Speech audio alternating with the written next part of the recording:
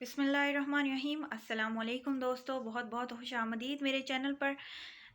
आज का जो मुद्दा है या जो वाक़या मैं बयान करने जा रही हूँ वो है हज़रत बिलाल हबशी रज़ी अल्लाह ताला अन्हु का मोहब्बत व रफ़्तगी का वाक़या, जो उनकी मोहब्बत थी हुज़ूर अलैहिस्सलातु वस्सलाम के लिए। उसका वाक़या है कि उनकी मुलाकात हुज़ूर अलैहिस्सलातु वस्सलाम से पहली दफ़ा कहाँ हुई। तो किस्सा बयां कुछ इस तरह है कि हज़रत बिलाल हबशी रज़ियल्लाहु ताला अन्हु फरमाते हैं कि मैं मक्का में एक ग़ुलाम की हैसियत से था और अरब में ग़ुलामों से इंसानियत सोच सलूक जो है वो आम था। तो इस वजह से मैं ना बाहर निकलता था, ना मुझे लोगों का इतना मिलना जुलना बहुत कम था। इसी वजह से मैं ना हज़ूर अलैहिस्सलातु वस्सलाम या इस्लाम या किसी दीन से किसी तरह से आशना नहीं था, यानी बेखबर था बिल्कुल। तो हज़रत बिलाल हबशी फरमाते हैं कि एक दफ़ा मुझे सहद बुखार ने आ घेरा। सहद जाड़े सर्दी का मौसम था, जाड़े का मौसम था, और मैंने लिहाफ ओढ़ा और मैं लेट गया। मुझे लिहाफ में आराम करते हुए देख मालिक आग बोला हो गया और सजा के तौर पर मुझसे लिहाफ उतार कर मुझे कमीज़ उतरवा कर खुले सहन में दरवाजे के पास बिठा दिया और जौ पीसने के लिए दे दिए। मैं बुखार की शिद्दत और जौ पीसने की मशक्क़त के साथ मैं रो पड़ा। मैं रोता जाता और जो पीसता जाता। इतने में दरवाज़े पर दस्तक हुई। मैंने अंदर आने की इजाज़त दी तो एक पुरनूर मतीन चेहरे वाला शख्स अंदर दाखिल हुआ और मुझसे पूछने लगा कि नौजवान क्यों रोते हो।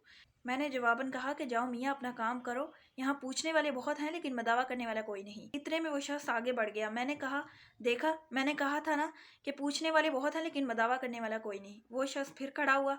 फिर मैंने यही कहा, यानी रही सही जो थोड़ी उम्मीद थी कि वो शख्स मेरे बारे में कुछ बोलेगा या मेरे दुख का दावा करेगा, वो भी ख़त्म हो गई।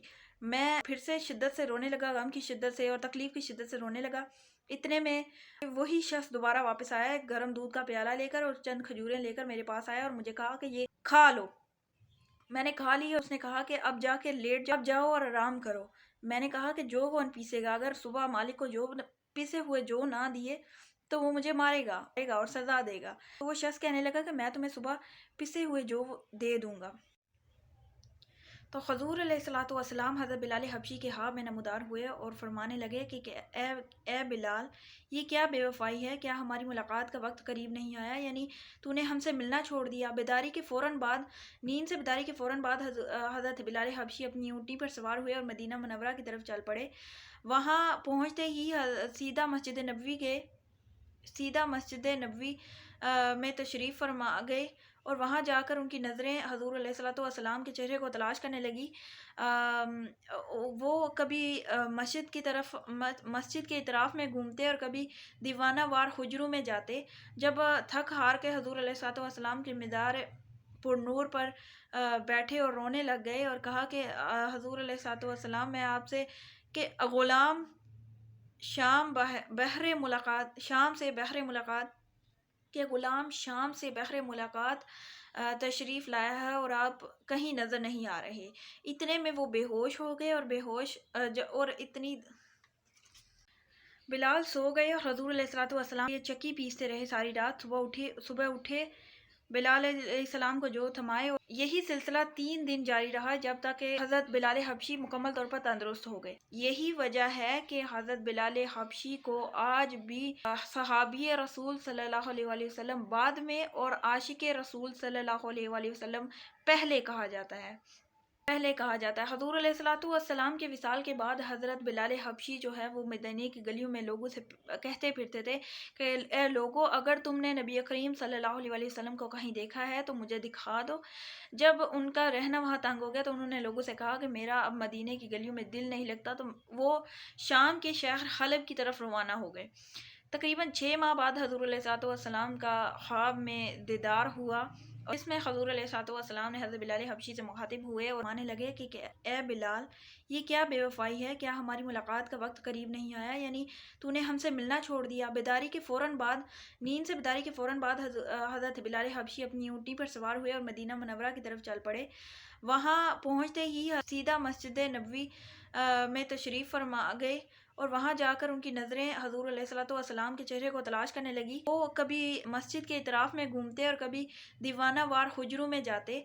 जब थक हार के हज़ूर अलैहिस्सलातु वस्सलाम के मीदार पुरनूर पर بیٹھے اور رونے لگ گئے اور کہا کہ حضور علیہ الصلوۃ والسلام غلام شام سے بحر ملاقات تشریف لایا ہے اور آپ کہیں نظر نہیں آ رہے۔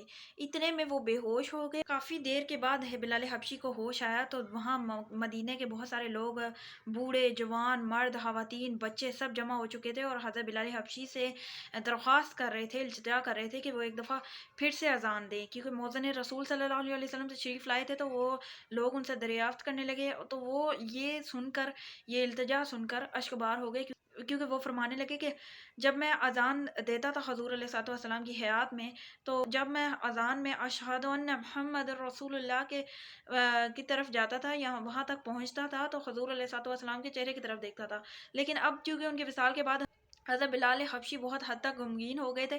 یہی اثار اور محبت کا جذبہ ہے۔ اللہ تعالیٰ ہمیں بھی توفیق دے کہ ہمیں حضور علیہ الصلوۃ والسلام کی محبت سے سرشار ہو جائیں۔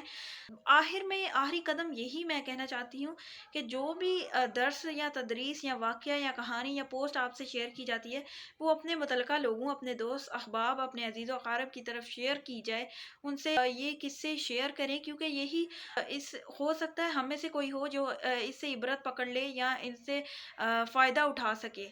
شکریہ۔